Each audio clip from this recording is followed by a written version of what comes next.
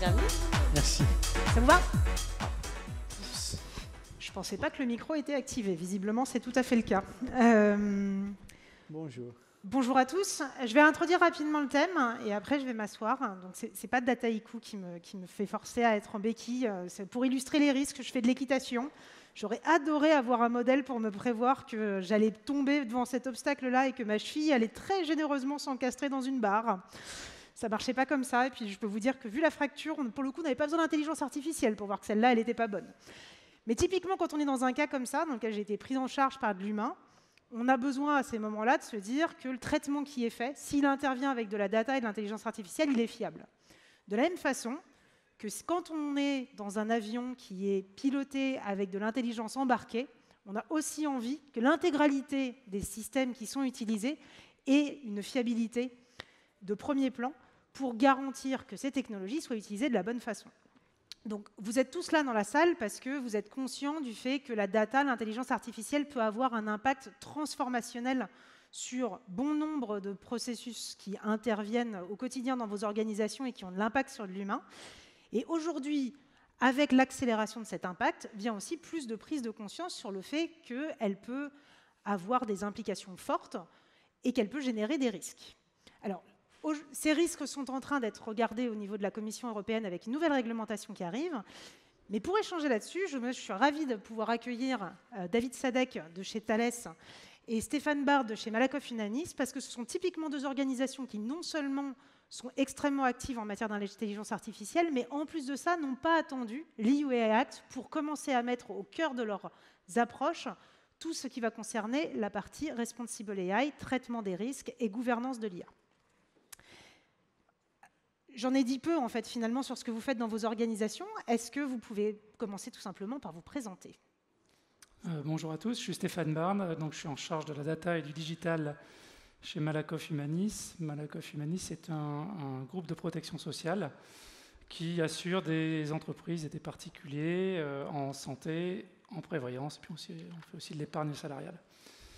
Donc on est à peu près 10 000 collaborateurs et on agit principalement en France. Et moi, mon rôle là-dedans, c'est de porter la transformation data et digitale de cette belle maison.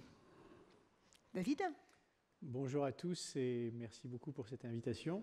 Donc, moi, je suis David Sadek, je suis vice-président recherche, technologie, innovation à Thales, en charge particulièrement de l'intelligence artificielle et des algorithmes, traitement de l'information, un domaine un peu plus large que l'IA, mais qui embarque l'IA. Et je suis au niveau du groupe, donc j'interviens au niveau du groupe. Je suis en charge de ce domaine pour le groupe Thales. Thales, que vous connaissez sans doute, qui est une entreprise plutôt B2B ou B2G et qui intervient dans des domaines assez variés, allant de l'aéronautique jusqu'à l'identité numérique, en passant par le spatial, la sécurité et la défense. Voilà, et on est un groupe international présent dans près de 70 pays avec pas loin de 80 000 collaborateurs. David, on va continuer avec vous du coup sur la première question. Comme je le disais, on voit quelque chose arriver au niveau de l'Union européenne. On sait que ça va venir changer, ou peut-être pas tant que ça, les pratiques d'IA dans les organisations, notamment quand elles ont déjà de la gouvernance qui est installée. Est-ce que déjà vous pouvez nous en dire plus sur finalement qu'est-ce que Thales fait au quotidien avec l'intelligence artificielle et puis qu'est-ce que vous avez déjà commencé à mettre en place à votre niveau pour sécuriser ces impacts? Alors, l'IA est partout dans Thales. Je veux dire, on intervient, j'allais dire, au niveau quasiment 360 degrés, allant des capteurs jusqu'aux facteurs humains, de par nos domaines d'activité. Mais ce qui caractérise l'IA dans Thales, c'est les exigences que posent les systèmes critiques sur les technologies et les fonctions ou les capacités à base d'intelligence artificielle qu'on conçoit, qu'on développe et qu'on déploie. J'ai souvent pour habitude de dire que quand Netflix vous recommande un film que vous n'aimez pas, c'est pas dramatique, vous en choisissez un autre et puis la vie continue. Maintenant, si vous prenez un avion, sachant que 2 avions sur 3 dans le monde décollent ou atterrissent grâce à des systèmes Thales, soit parce qu'il y a du FMS, des Flight Management Systems, donc vraiment le cerveau de l'avion qui est à bord, soit parce que vous êtes pris en charge quelque part par la gestion du trafic aérien, eh bien, si ces systèmes-là contiennent de l'IA, il vaut mieux pouvoir leur faire confiance. Donc on ne peut pas dire que l'avion va en gros atterrir ou que le train d'atterrissage va en gros sortir. Je veux dire, là, pour pouvoir embarquer un composant quel qu'il soit, il faut que la probabilité d'incident par heure de vol soit inférieure à 10-9, c'est-à-dire 0 et 9 zéros derrière. Donc c'est vraiment, c'est très très faible. Ce qui veut dire en fait que Thales opère dans un univers qui est déjà extrêmement régulé, très certifié, très encadré. On est sur une approche qu'on appelle aujourd'hui l'IA de confiance pour les systèmes critiques. D'ailleurs, là, il y a un motto à Thales qui résume ça, qui est la Thales True AI. Le TR veut dire transparent, le U veut dire understandable, et le E veut dire ethical. Donc on est sur une IA qui a vocation à être valide et validée, formellement validée. Donc ce n'est pas de la confiance déclarée, mais c'est une confiance qui est réellement prouvée. Sur une IA qui est sécurisée, dans le sens où les algorithmes et les technologies d'IA qu'on développe se veulent être résilients et robustes à toute forme de malveillance et en particulier de cyberattaque. On a par exemple dans Thales des équipes aujourd'hui qui travaillent sur le friendly hacking, en faisant en fait en attaquant de façon éthique en fait les algorithmes d'IA de Thales pour identifier les vulnérabilités éventuelles et proposer des contre-mesures. Et on a d'ores et déjà en fait une suite technologique qui permet de faire ça et qu'on cherche aujourd'hui à inscrire réellement dans notre processus d'ingénierie vraiment de validation et de qualification des systèmes à base d'IA. On travaille sur une IA qui a vocation aussi à être explicable. Tout le monde a entendu parler du syndrome boîte noire, des systèmes de machine learning, etc. Et donc, à Thales, ça fait déjà plusieurs années qu'il y a un certain nombre d'équipes qui travaillent sur l'explicabilité des algorithmes et des systèmes à base d'IA. Et ce qu'on cherche à faire, c'est réellement de l'explicabilité en temps réel. C'est-à-dire pas seulement a posteriori être capable d'expliquer dans un langage humain pourquoi un système à base d'IA a fait ce qu'il a fait ou il a recommandé de faire ce qu'il a recommandé de faire, mais que le système puisse le faire en temps réel. Ça veut dire que si on embarque un copilote digital dans un avion et que le copilote recommande au pilote de virer de 45 degrés dans 30 miles, il faut que le pilote puisse être en droit de poser la question « Pourquoi je dois faire ça ?»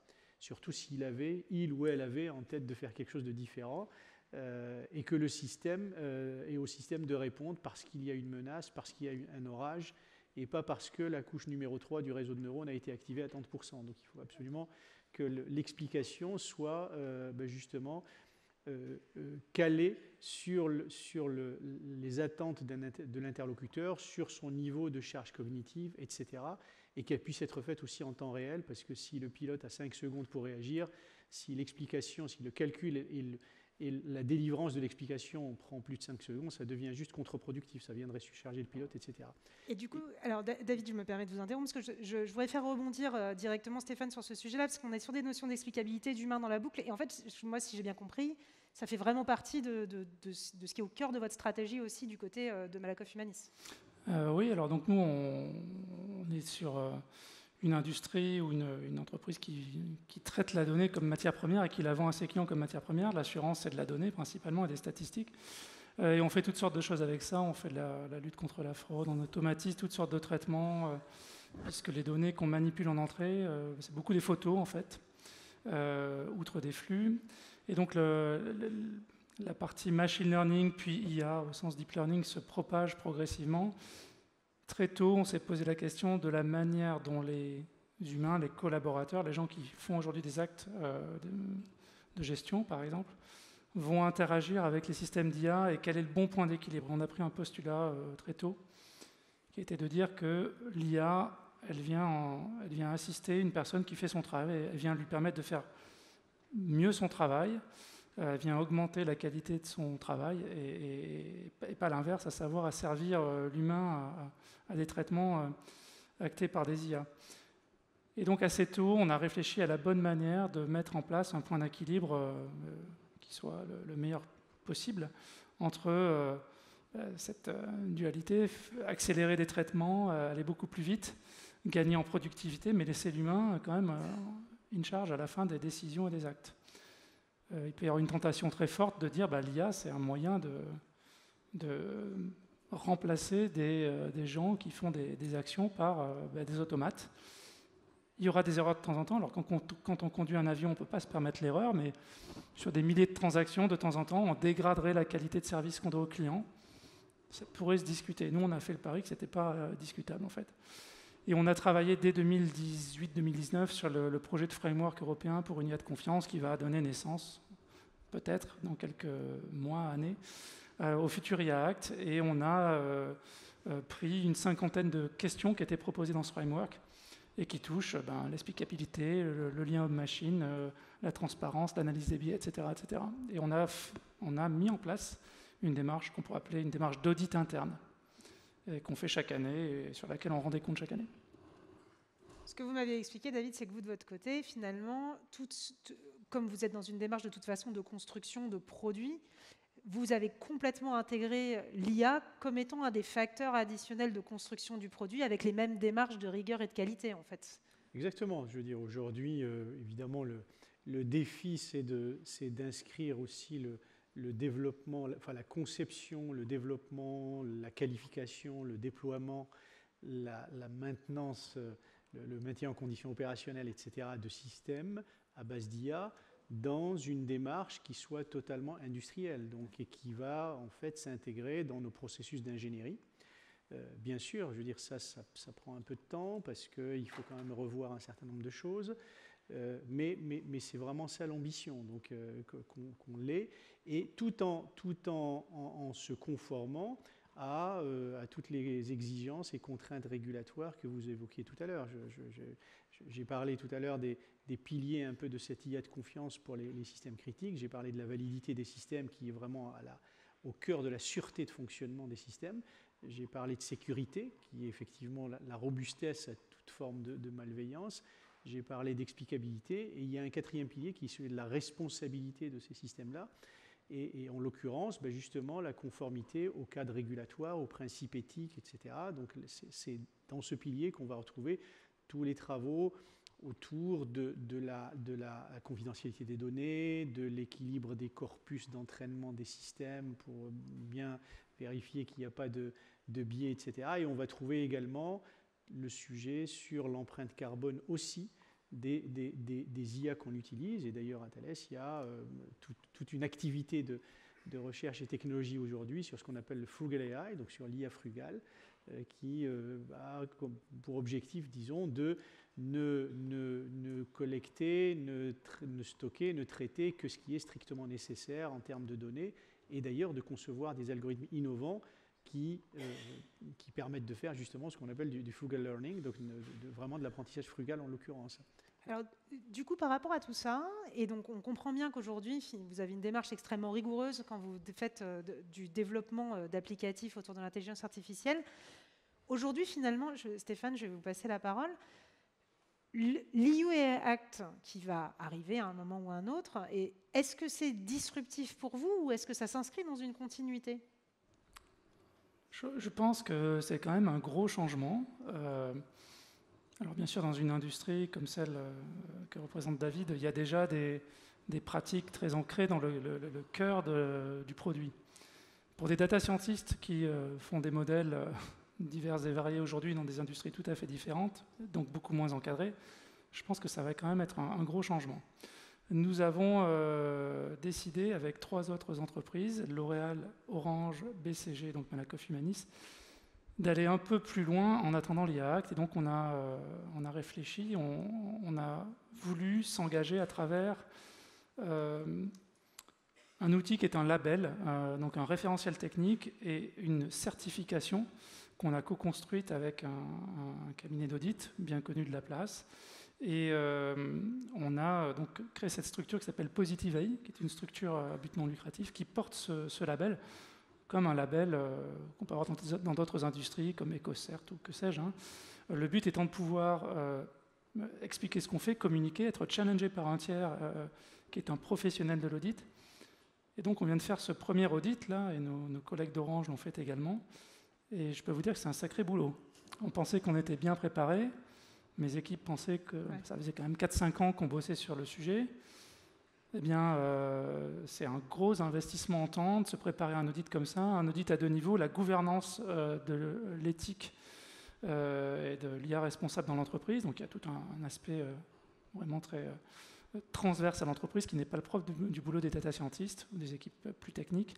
Et puis pour les data scientists, il y a un deuxième volet, c'est toute la démonstration par la preuve que le travail a été bien fait. C'est beaucoup de travail et c'est ce qui va arriver dans 1 an, 2 ans.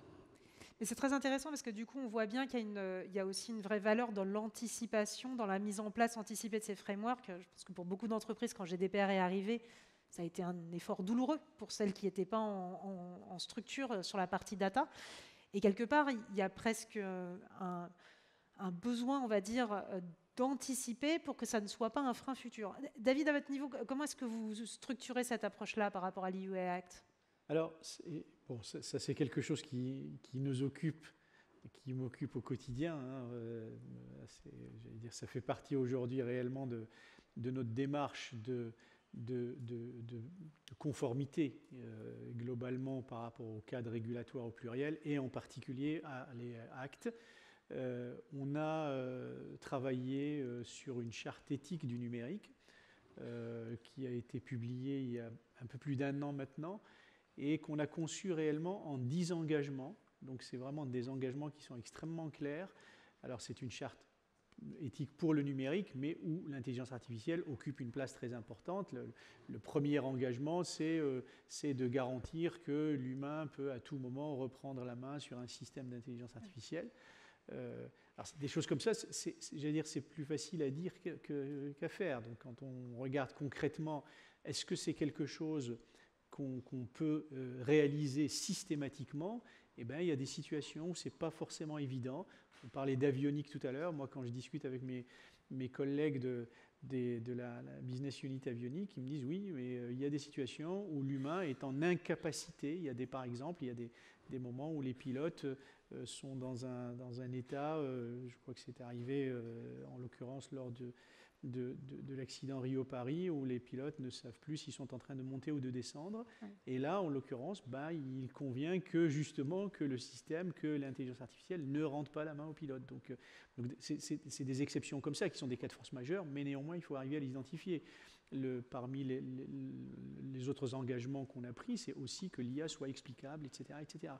Et aujourd'hui, je veux dire, le défi pour nous, c'est réellement d'inscrire très concrètement ces engagements-là dans nos processus d'ingénierie, mais également de gouvernance globalement. Donc je vous invite d'ailleurs à télécharger cette charte qui est sur Internet et à la regarder.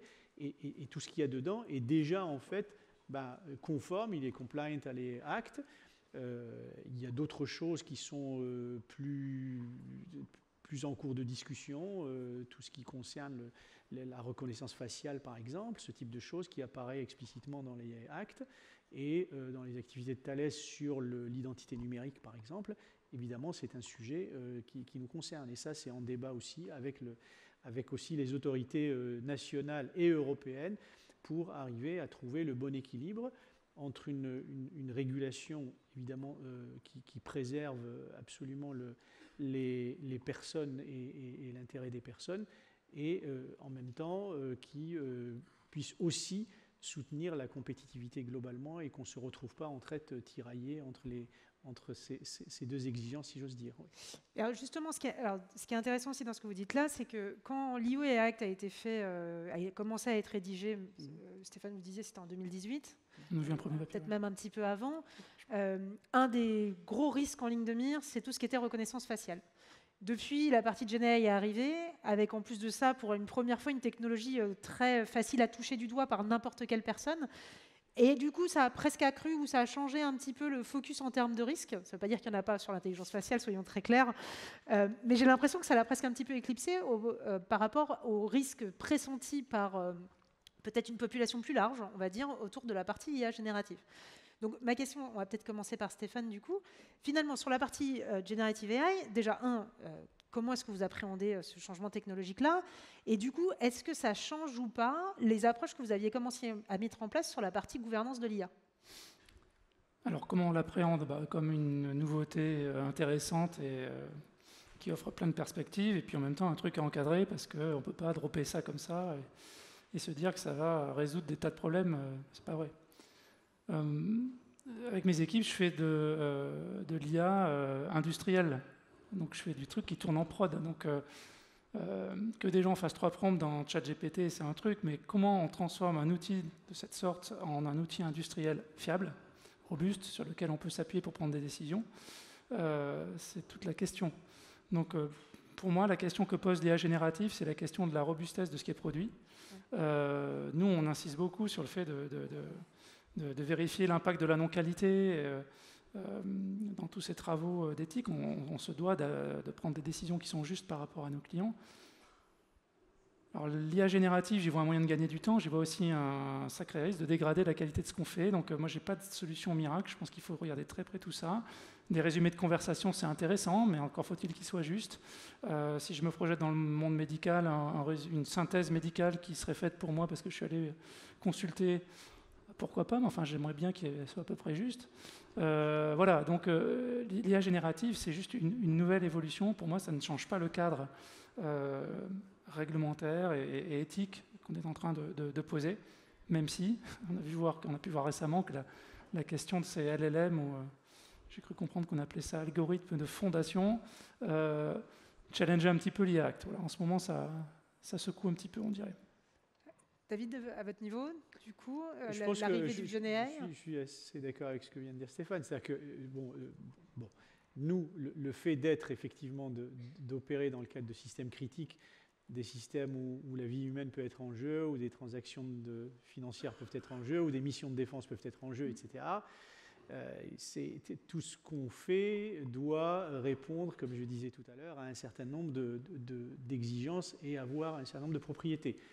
L'IA générative, c'est une nouvelle technologie d'intelligence artificielle, nouvelle à mettre entre guillemets, après c'est bon, on ne va pas discuter de ça, des aspects purement techniques ou d'innovation technologique là-dedans. En tous les cas, c'est nouveau, et pour nous, elle vient effectivement s'inscrire dans le cadre global de l'IA de confiance pour les systèmes critiques. Elle vient se conjuguer avec l'IA hybride où on va combiner des données et des connaissances, avec l'IA frugale dont je parlais tout à l'heure, avec l'IA embarquée dont je n'ai pas parlé mais qui est vraiment clé pour nos systèmes parce qu'il faut arriver à embarquer tout ce qu'on fait avec des contraintes dites de swap, size, weight and power, donc de taille, de poids et de puissance. Je veux dire, c'est une chose que de faire tourner des algorithmes sur des gros serveurs, c'en est une autre que de tenir des réseaux de neurones sur des processeurs et dans des espaces mémoire qui ne doivent pas consommer plus que quelques watts à un moment donné quand c'est au bord d'un Rafale ou d'un avion même civil. Donc c'est vraiment, on est dans ce cadre-là. Et alors l'IA générative aujourd'hui, on a comme toutes les entreprises, évidemment, on s'est engagé aussi dans une exploration des capacités, que ce soit pour nos solutions pour nos clients ou pour nos fonctions internes également, bien sûr. Et on regarde qu'est-ce que ça permet de faire, quelles sont les applications, etc. Mais si maintenant on est dans ce mouvement-là, mais la réalité est que les piliers que j'ai indiqués tout à l'heure, à savoir validité ou sûreté de fonctionnement, sécurité, explicabilité, responsabilité, on a tendance à dire oui, aujourd'hui ça ne coche aucune de ces cases, c'est-à-dire ce n'est pas valide au sens où ça produit des choses, c'est pas fiable, ça peut produire des choses qui sont complètement aberrantes et on le sait, c'est pas sécurisé, donc il faudrait faire attention lorsqu'on manipule des données sensibles, en l'occurrence pour Thales ça peut être jusqu'à des données classifiées, qu'il y ait bien une opacité sortante de ce qu'on fait. Ce n'est pas explicable, c'est très compliqué à arriver à savoir quelles sont et comment est-ce qu'on peut tracer les sources de données qu'utilise ou que produit une IA générative. Et au niveau de la responsabilité, au moins sur l'impact environnemental, etc., c'est aussi des choses qui se discutent. Donc ça ne veut pas dire qu'on est vraiment dans le mouvement de l'adoption et de l'intégration de ça. D'ailleurs, on a même un stream dans Thales aujourd'hui qui s'appelle la True Gen AI. Donc comment est-ce que je fais de l'IA générative une IA de confiance, une IA qui répond justement au True, Transparent, Understandable and Ethical. Mais il faut, je veux dire, le constat, il est là. Donc le mouvement est engagé. L'application réelle dans des systèmes opérationnels qui sont notamment critiques, eh ben, c'est quelque chose qui va arriver progressivement et il faut pas, je veux dire, il faut pas penser que bon, ben, voilà, ça y est, c'est l'alpha et l'oméga de plein de choses. C'est pas aussi simple que ça, en fait. Voilà. Alors, il va nous rester une petite minute pour conclure. Moi, j'étais ravie de préparer cette table ronde avec vous. Alors, elle aurait pu durer 3 heures. En fait, on va vous l'épargner quand même. Mais c'était vraiment, vous avez la chance en fait d'être face à 2 personnes qui ont vraiment maturé et avancé sur le sujet. Et du coup, en fait, quand on entend ce genre de témoignages, ils peuvent être inspirants, ils peuvent être un peu tétanisants si notre organisation n'est pas exactement en train de faire la même chose. Vous allez donc avoir chacun 20 secondes, pas beaucoup plus, pour nous donner 3 takeaways très pratiques. Je suis dans la salle, je me dis, c'est pas idiot tout ce que j'ai entendu. Qu'est-ce que j'en fais exactement quand je rentre au travail? David, vous allez commencer. Et par contre, on ne va pas avoir plus de 20 secondes chacun. Peut-être les takeaways seraient peut-être des choses que je n'ai pas dites ou sur lesquelles je n'ai pas insisté. Je pense que là, effectivement, dans DataIQ, il y a data, il y a le mot données qui est très important. Ça, c'est indéniable.